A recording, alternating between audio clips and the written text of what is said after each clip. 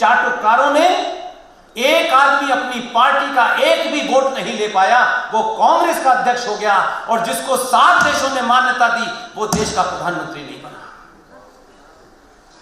समय की मार होती है, समय लगता है। राष्ट्रों के जीवन में 2 दिन में नहीं होता, सदियां लग जाती हैं। कोई कुछ करेगा, कोई हमारी बात करेगा। पूरी मुहिम चलाई कि इंडिया गेट की कैनोपी जब से वो जॉर्ज पंजम की मूर्ति 68 से खड़ी है, अगर सुभाष यहां पे लगा दिए जाए तो कैसा रहेगा। ये मुहिम चलती रही, सब लोग बड़े हमसे, फिर कहा तुम ऐसी एजेंडे उठाते हो। हमने कहा हम पागल हैं, हमको ऐसी एजेंडे उठाने आते हैं। खूब किया है। एक दिन खड़े होकर के उसने 23 जनवरी को सुभाष के जन्मदिन एक बड़ी घोषणा की। उसने कहा कि जो 26 जनवरी अब से जो मनाई जाती है उसकी शुरुआत 24 जनवरी से होती है, लेकिन अब से 26 जनवरी 23 जनवरी से मनाई जाएगी। जब तक ये शौक लगता तब तक उसने शाम को खड़े होकर कहा कि इंडिया गेट पर 28 फीट ग्रेनाइट की मूर्ति सुभाष चंद्र बोस की लगेगी। लग गई। 8 सितंबर को पिछली बार लगा दी उसने, और जो राजपथ था जिसपे राजा चलते थे चोरी की छड़ी लेकर के, उसे उसने कर्तव्य पथ कर दिया। उस दिन मुझसे एक टेलीविजन वाले ने मुझसे पूछा, हम 8 लोगों को बुलाया गया था, तो हम लोग उस फंक्शन में थे, 8 लोगों में बैठे थे। उसने पूछा कि आपकी एक मुहिम पूरी हो गई, अब क्या चाहते हैं। हमने कहा हमारी चाहत तो खत्म ही नहीं होने वाली भाई। उस दिन अकस्मात ही मेरे मुंह से निकला, कोई दिमाग में नहीं था, क्योंकि हम तो वैसे में थका हुआ था, इंदौर से रात की फ्लाइट लेके पहुंचा था कि पता चला कि जब सुबह उसका इनॉग्रेशन। मैंने कहा जब यहां सुभाष आ गए, सुभाष के पैरों के पास से जो जमीन निकल रही है वो राष्ट्रपति भवन में जा रही है, और आपने इस पूरे इसको कर्तव्य पथ भी रख दिया है, फिर राष्ट्रपति भवन में ये मुगल कब पैदा हुआ था कि ये मुगल गार्डन है। भाई साहब ये आदमी इतनी तेजी से सुनता है। एक दिन मुझे तस्वीर भेजी कि एनडीएमसी मुगल गार्डन के बोर्ड को कबाड़े में रख के ले जा रही है। ऐसे ही राष्ट्र बनते हैं। आप अपना काम कीजिए, हम अपना काम कर रहे हैं। जिन लोगों को कांग्रेस पार्टी ने सताया था, जिनका अपमान किया था, आज दोनों लोग सुभाष इंडिया गेट पे और सावरकर पार्लियामेंट में दोनों बैठे।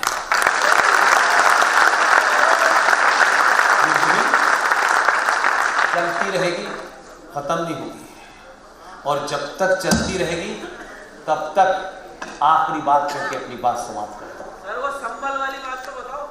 संभल का एक एमपी था, वो पार्लियामेंट में बैठता था जब ये 14 नहीं पैदा हुआ था।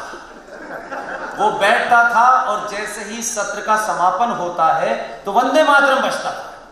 तो वो जो आधा भी वंदे मातरम बजता था तो सबके बीच में से निकल के जाता था, ये बताने के लिए कि मैं वंदे मातरम नहीं गाऊंगा। 14 में आपने जिसे भेजा उसको उसका पता था। उसको ये भी पता था कि 283 जीते 14 में, 19 में 300 हो गए। पूरे 9 साल पार्लियामेंट नहीं आया कि यही मारेंगे। इसे कहते हैं डर, और अगर डर ये राष्ट्र बचा सकता है तो ये डर अच्छा है।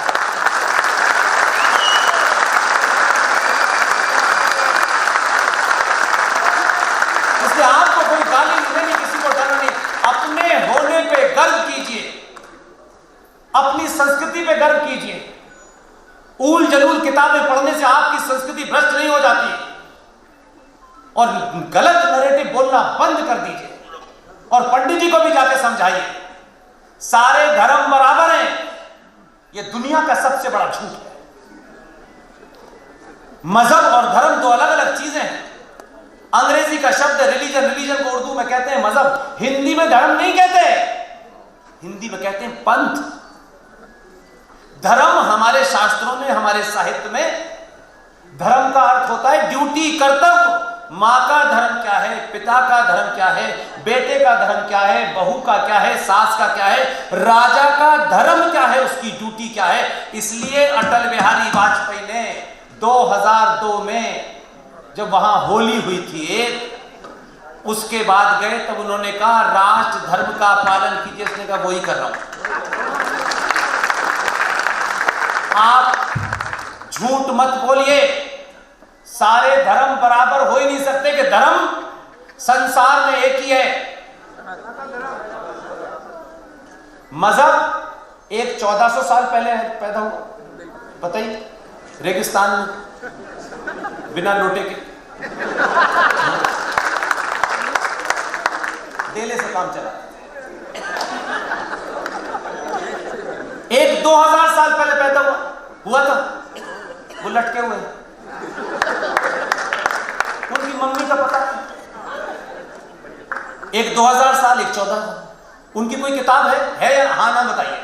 किताब है, मजहब के पैदा होने की डेट है, किताब की भी डेट है। उस मजहब को चलाने के लिए एक पैगंबर आया, एक फादर आया, उसकी भी डेट है।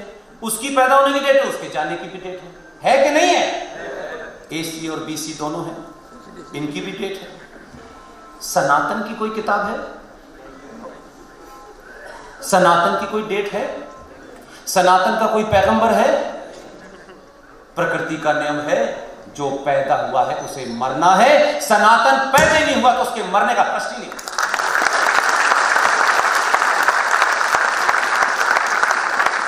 इसलिए हिंदू कहने से ज्यादा सनातनी कहने से दुनिया डरती है, क्योंकि दुनिया आपको 47 वाले पिताजी से नहीं जानती है।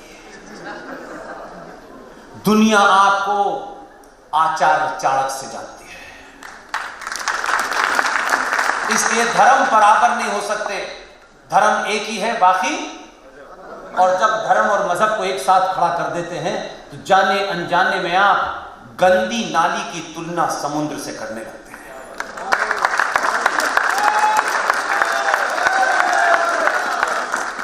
इसलिए अपने होने पे गर्व कीजिए, अपने पूर्वजों पे गर्व कीजिए।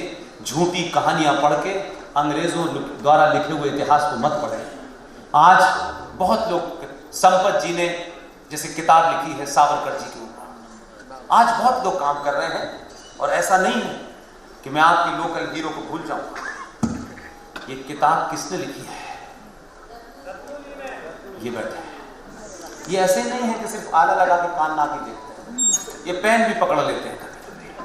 बेहतरीन किताब लिखी है, तथ्यों के साथ लिखी है।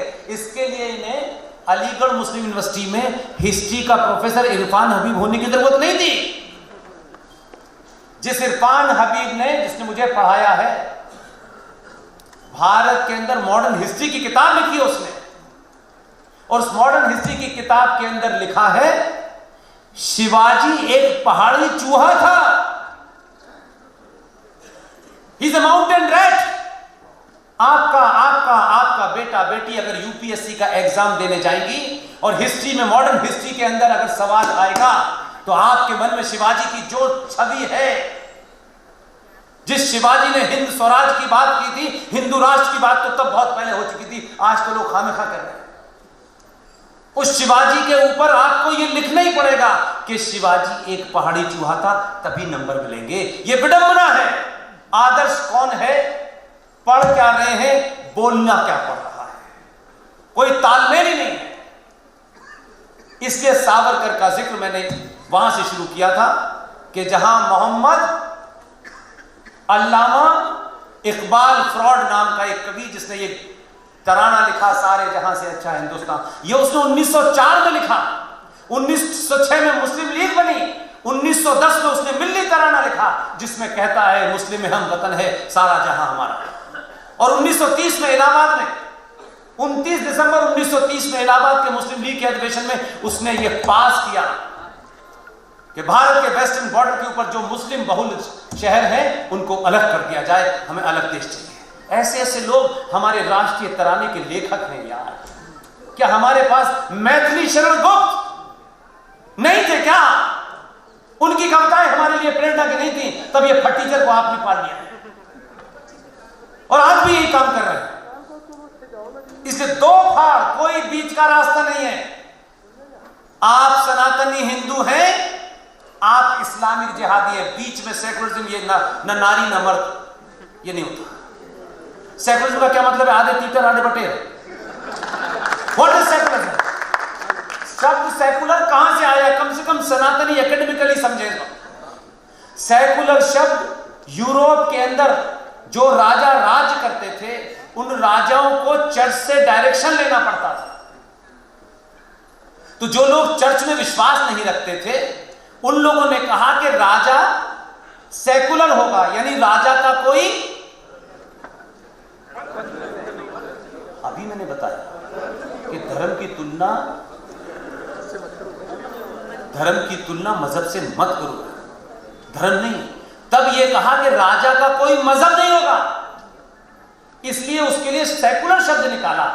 लेकिन 76 में इंदिरा गांधी रशा के दबाव में, और ये मैं नहीं कह रहा, जो केजीबी का डायरेक्टर है उसकी किताब लिखी हुई है, उसने कहा कि 1975 में 76 में भारत की संसद में 35 मेंबर ऑफ पार्लियामेंट केजीबी के एजेंटों से पैसा ले गए। तब रात के अंधेरे में उसके दबाव में आया,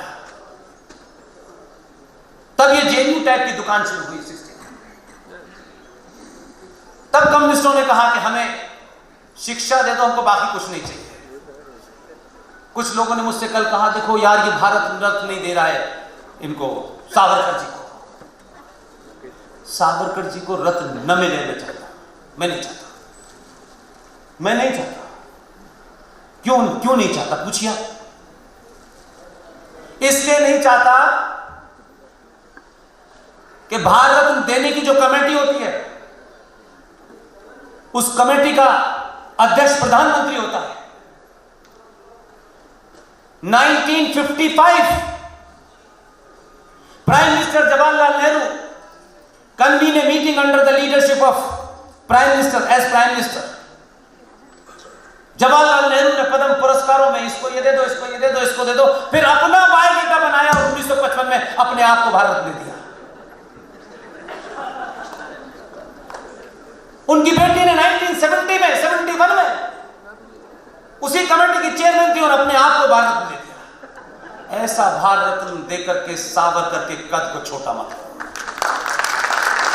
ये सरकारी मेडल से सावरकर कभी ना बढ़ा था ना है। आज भी सावरकर करोड़ों हिंदुओं के दिल की धड़कन है। इसलिए सावरकर को यह पुरस्कार नहीं चाहिए। सावरकर को यह पुरस्कार देना सावरकर का अपमान है, जिसे चाटुकारों ने दुकानों पे बेच दिया हो। सरदार पटेल को कितने दिन के बाद दिया? जब रिलेवेंस में, फिर किसी को नहीं मिला। एक साहब हवाई जहाज उड़ा रहे थे, उनको भी भारत ने दिया। क्या काम किया उन्होंने? जहाज चलाते चलाते देश उड़ा रहे थे, उनको भी मिल गया। ऐसे घटिया भारत रत्न को अपने पास रखे, इसलिए विरोध करना, उसी श्रेणी में नहीं खड़ा करना। यह पुरस्कार सरकारी है, नहीं चाहिए हमको। सावरकर बहुत बड़ा है, कोई उसके परिवार का नहीं आज भी, लेकिन आपको सावरकर के ऊपर प्रोग्राम क्यों कर रहे हैं? देश का प्रधानमंत्री 28 मई को उनकी जन्मदिन के दिन पार्लियामेंट का इनॉग्रेशन क्यों कर रहा है? क्या उनके बच्चों से वोट लेना है? क्या उनकी आइडियोलॉजी से वोट लेना है? कोई संगठन से वोट लेना है? इसलिए कुछ लोग जिंदा रहते हुए मर जाते हैं, कुछ लोग मरने के बाद भी जिंदा रहते हैं। सावरकर एक नाम नहीं है, सावरकर एक सोच है। इसलिए जो लोगों ने सावरकर को बौना किया है वो बौने नजर आ रहे हैं। इतने लंबे इतिहास में पहली बार भारत की राजनीति में एक बड़ा बदलाव है जो आपके कारण हुआ है। हर पॉलिटिकल पार्टी को, इंक्लूडिंग पट्टे वालों को भी, राजनीति में नहीं, सब भाई हैं। हमारा बड़ा पुराना भाईचारा है। अब पता चला कि भाई कौन है और चाचा कौन है। ये बीमारी थी हमें, और इसके कारण हमने कभी सच बात नहीं बोली। अरे कितने दिन किसी सत्ता से कुछ मिल जाएगा तो आप जिंदा रहोगे यार। ऐसे ऐसे लोगों को मैंने देखा कि जिन्हें नहीं जाना चाहिए था वो चले गए। जो दुनिया की ताकत तय कर रहे थे, जो हृदय हिंदू सम्राट थे, जो तय करते थे दिल्ली में किसको हटाना है किसको हटाना है, वो अपने घर पे झंडा फहरा रहे हैं 96 साल की उम्र में। ये कहीं नहीं था ना इसकी जाति इसकी सपोर्ट में थी, न जाति ऐसी थी, न कोई एजेंडा था। लेकिन इसी जातिवादी समाज ने 2014 में प्रधानमंत्री नहीं चुना, विकास के नाम पे किसी को नहीं चुना। ये फालतू की बकवास जो है नेता करें, उन्हें करने दीजिए। इसको हमने इसलिए चुना है कि 2002 में जिस भाषा में इसे जवाब देना चाहिए था इसने दिया, और जो भारत सनातन राष्ट्र को नुकसान पहुंचाएंगे उनको उसी भाषा में जवाब दिया जाएगा, बस। इसलिए हर गली मोहल्ले में ये गर्दन इसलिए नहीं काटी जा रही है कि गर्दन काटने का कोई नया मामला है, उनकी समस्या है। रत्नू जैसे डॉक्टर, हमारे यहां डॉक्टरों के पास चले जाइए, क्लिनिक में रात में भी बैठे हैं, दिन में भी बैठे हैं, पैसा कमा रहे हैं, 2 रुपए की चीज को 50 रुपए में बेच रहे हैं, मरीज को ठीक नहीं कर रहे बल्कि कह रहे हैं 2 दिन बाद फिर आना। रत्नू जी को किसी पागल कुत्ते ने नहीं काटा है। इस दौर में अगर किसी के अंदर 1% भी सनातन जिंदा है, उसे नींद नहीं आएगी। ये उन्हीं में से है।